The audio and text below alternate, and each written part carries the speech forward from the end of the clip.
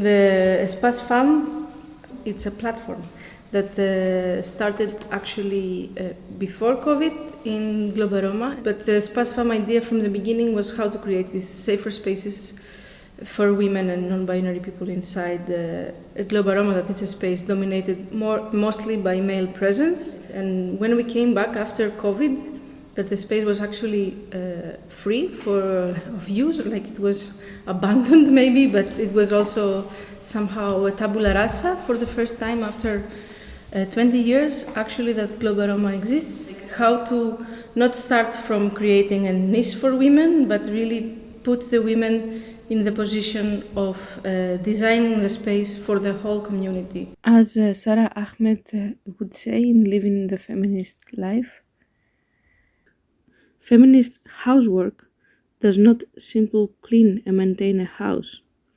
Feminist housework aims to transform the house and to rebuild it.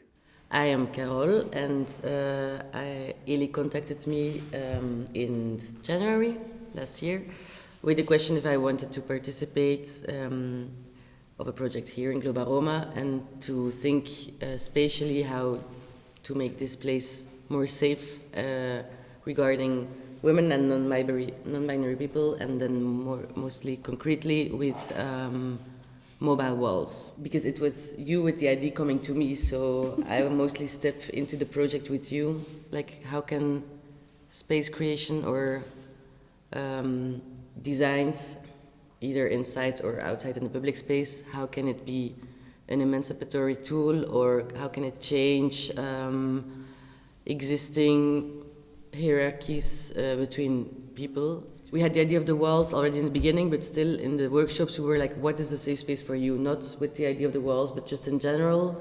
And I think this made possible to go like far in our imagination and fantasies of our ideals, what can be a safe space. I think it's good that we took a lot of time of what is a safe space for you, to do the temperature walk, to also listen to examples of concrete problems in the space. So this was an exercise of like really moving from the outside of the space until the end of it, and we were making like stops in every space, and women were saying like how safe or unsafe they feel, or share a story that had to do somehow with these feelings.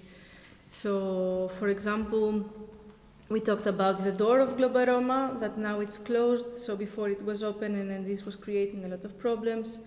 We talked about the corridor, that a lot of women said that there was catcalling there. And we also talked about the old kitchen, that it was a small kitchen at the back of the building, that it had a door, and women said stories of being trapped inside and being harassed. Or feeling unsafe being alone in there. We got reassured that this open kitchen that we built is it's a good idea, and that it really accommodates more than just being an open kitchen, but it's a safe kitchen. We were a group of women. We didn't know each other very well, so we will start with this project.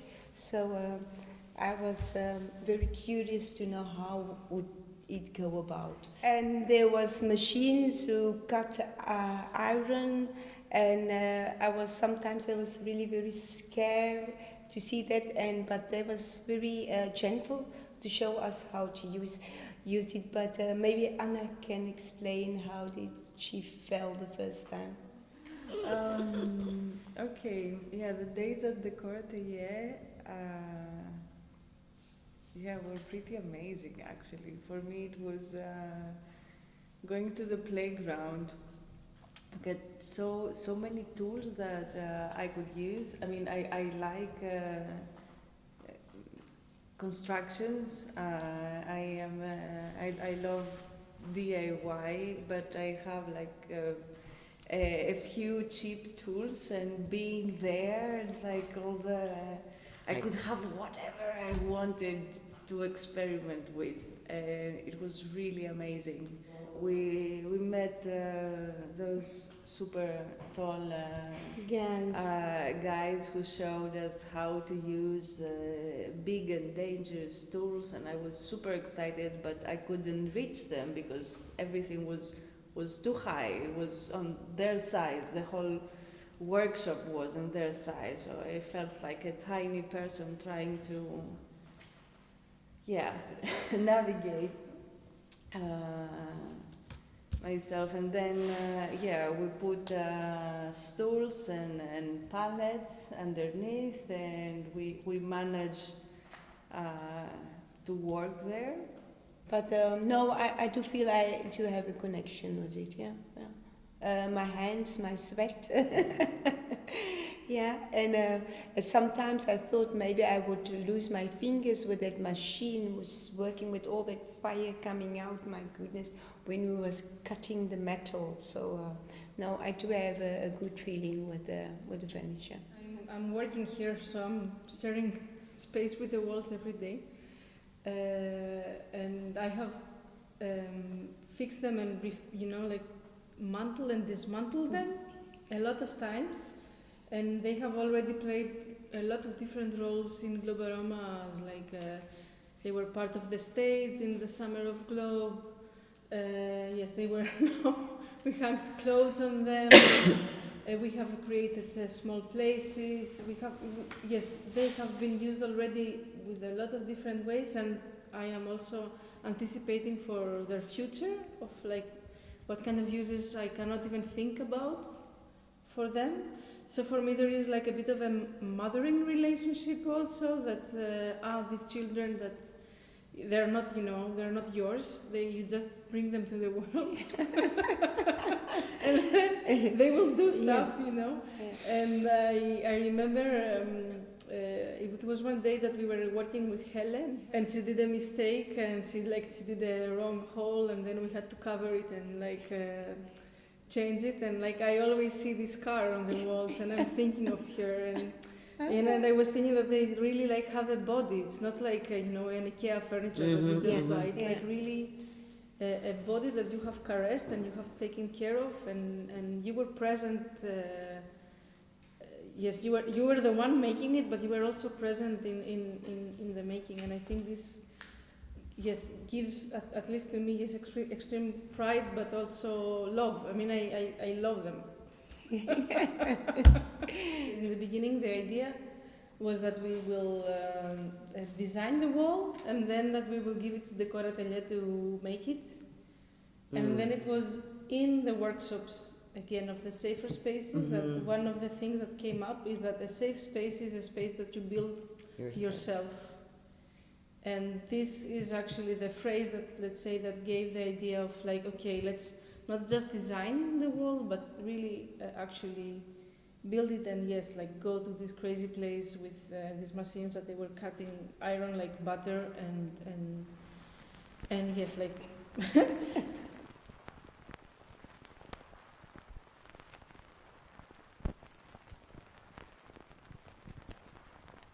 The challenge was to create the collective drawing, collective painting that would be as participatory as it can be.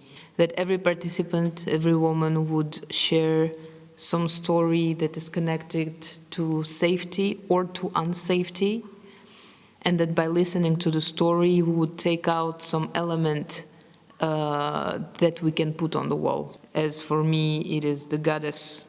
Her imagery usually is believed to protect the space where she is, so for me it would make sense to put her image on the wall. What I didn't know is that the stories that we share would actually work stronger than the images themselves. And I think by sharing something so vulnerable, so personal, this is actually how you create trust and connections between people. And this is how we created the safe space between us as persons. Yeah, just hearing or listening to other stories and sharing makes me or made me feel that I am part of something, and that this something is related only to women. Yeah, it's empowering in a way or another, but also it was a way to I think to listen more, because we had a discussion about the nakedness of the Tara. I mean, for me, I see nakedness when we choose to be naked. This is powerful. This is like I am owning my body. But for other women that they were part of the group, they were saying the opposite, actually. They were saying that nakedness is part of the patriarchy, and we shouldn't do what patriarchy wants. It was a really good conversation for me, like important, I would say. And I would like to have these kind of conversations more and more, actually. We came here with the premise that we're fighting the same battle. We're on the same side of this battle, and like understanding for the first time that in practice that feminism is not one thing. It's so many stories said in very different languages, and then I thought, wait, this must be intersectional feminism in practice, right? I mean, this is what we're reading.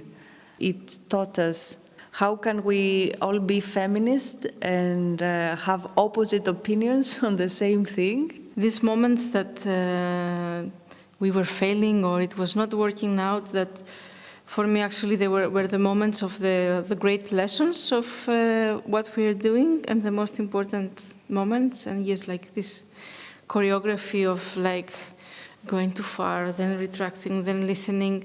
I think it's really important to hear these voices that they are inaudible. They're not even voices. They're maybe gestures or small irritations. So yes, with Ifra in the beginning, she was like putting the soutien de gorge, the bra. Thank you, at the women, and I find it funny. So like I was like ha ha ha.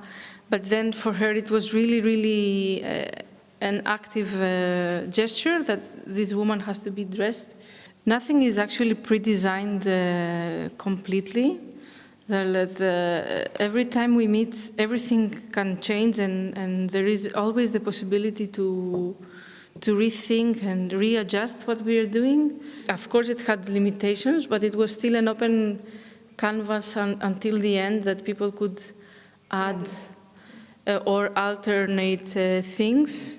In the beginning, I felt frustration from the fact that once again the woman's body is the source of trouble.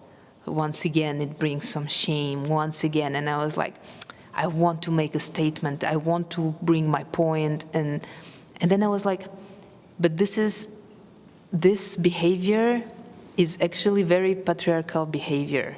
To make your point, to show you right, to bring it across and to make it, like to somehow to make it dominate, or otherwise I will feel that like I was dominated. So I was like, it's not about those boobs being shown and my point of women's body liberation being brought. This is not the place where I have to express my fight. This is where I want to show the care to my sisters, because this was the whole point of the project, to make the safe space. And if she didn't feel safe, then it was like complete failure. And in this way, for me, this project actually transformed me. And this, I think this is the biggest power of the art collectives, is that before this project and me after this project is two different people, because I came out with more understanding, but also with a community that was created by this project, because we acted together and we grew together and we transformed the world together. Yes, we transformed the environment, which is insanely strong.